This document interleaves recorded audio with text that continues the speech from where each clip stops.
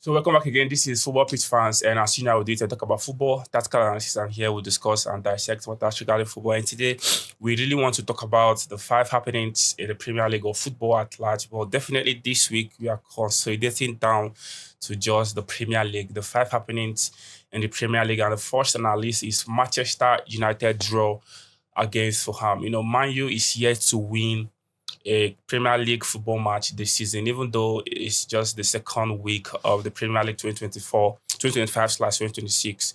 And it is what it is. We've actually seen Man U from last season, losing game, hard to score. And it seems the sequence, has continued even this season with the addition of Cunha, Mbeumo, and Sesko.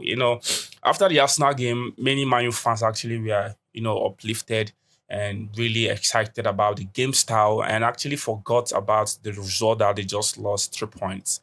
Against Fulham, the fans and everyone actually seeing Man U to really go and grab that 3 points right now. Whether you play bad or you didn't play bad, just get it 3 points. But Man U, we saw in this that actually happened. Bruno was, furiated.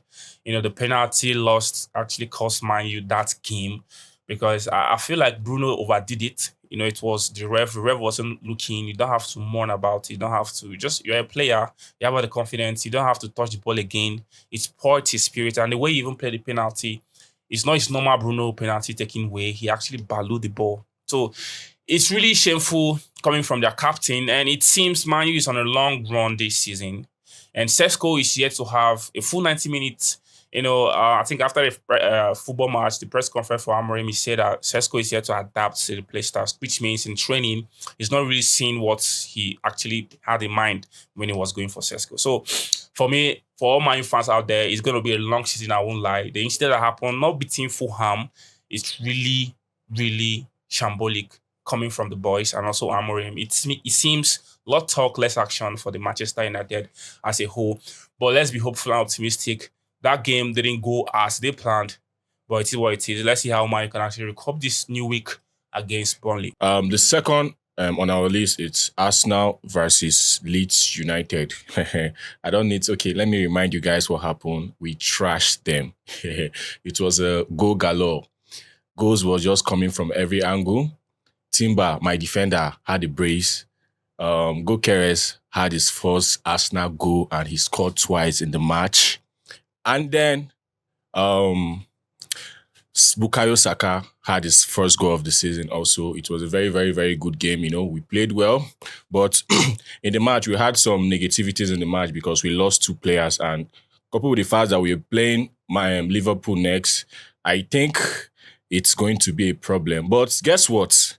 Mikel Arteta got us covered because we've got some good covers that can cover up for those spaces. Madueke is there. Eze is there, so there is no need to panic. Arsenal really managed the game well.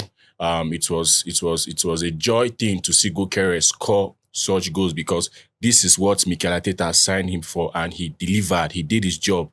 Everybody tried in the Arsenal squad.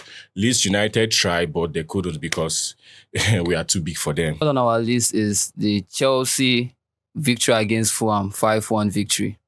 Well, it was a one-sided match, although Sanchez was the weapon fashion against us, but we were able to correct that mistakes on time. He made a very, very silly mistake, giving Paqueta a goal.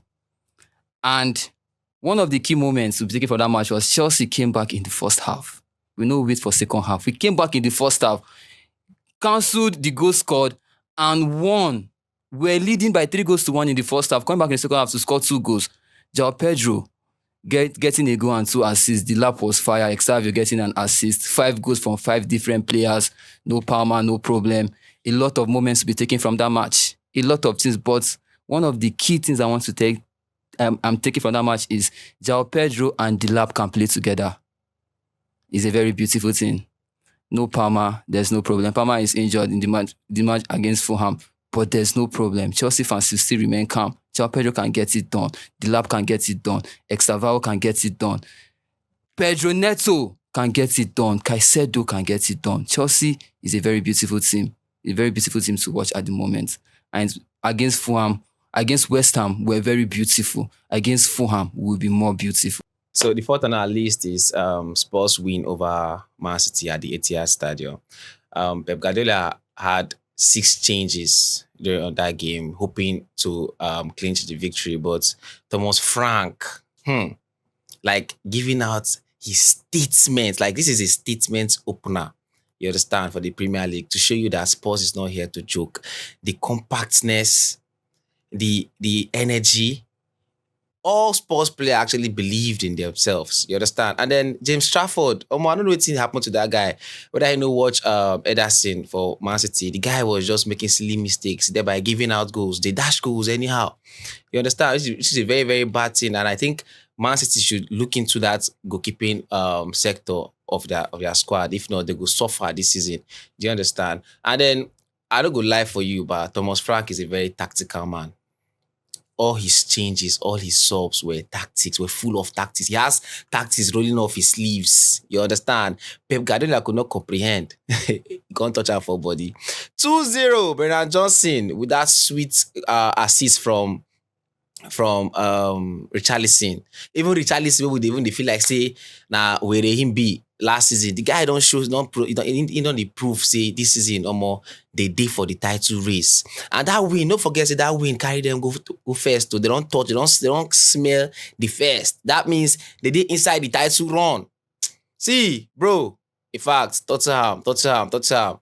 Actually, salute for now. I try. So the last on our list, which is the fifth one, is Liverpool versus Newcastle. We saw drama, a lot of ref controversies, red card. We saw everything. We saw goals. We saw, late cameos. We saw everything in that game. It was really exciting. But the key things to really take out from that game is that the resiliency of Liverpool. That's one. Secondly, how Liverpool defense are victorious, coming this season. Last season, it's really a kind of hard thing to really score Liverpool. Right now, even 10-man Newcastle find the net 2 times against Liverpool. It's something really shambolic coming from the defense. And talking about the money being, injected in this Liverpool squad, over £300 million injected, got in Frimpong with, I think record-breaking signing. And Witt has not really, showed us that he really worth that amount. And it's really shameful. Frimpong is injured. And that game, Newcastle had the upper hand. And it is what it is. The record cost them. But Newcastle this season, I told people that the fixture between Liverpool and Newcastle from now on is going to be a derby match because of the Isak saga. And Newcastle was really lacking in attacking threats because they have no number 9. The new boy that actually came in, did something, and it shows a glimpse of hope for the Newcastle fans. But it is what it is. Liverpool this season, for me, it's not that strong compared to their last squad last season. So it was all drama, the red card, pure red card it is, the goals, good exciting football. Now next week comes, and that is Liverpool against Arsenal. Let's see how that game's actually go. But with what Liverpool have played in their last 2 games against Bournemouth, 2 goals up, considered 2 before winning it, leaving it late. Even against Newcastle, the same thing, 2 goals up, considered 2, left it late.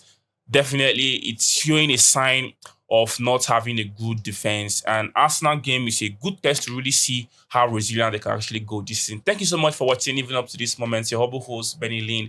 Here in the studio with me, I have Manchester United Godfather, Cowboy, and also T-Boy. Stay glued on our page because we are going to be bringing you all far-run experience to every fixtures and other preview we have on our channel. Check on our channel to check it out. Man U, Arsenal, Chelsea. We have all the preview on our channel. Thank you, and see you on the next one.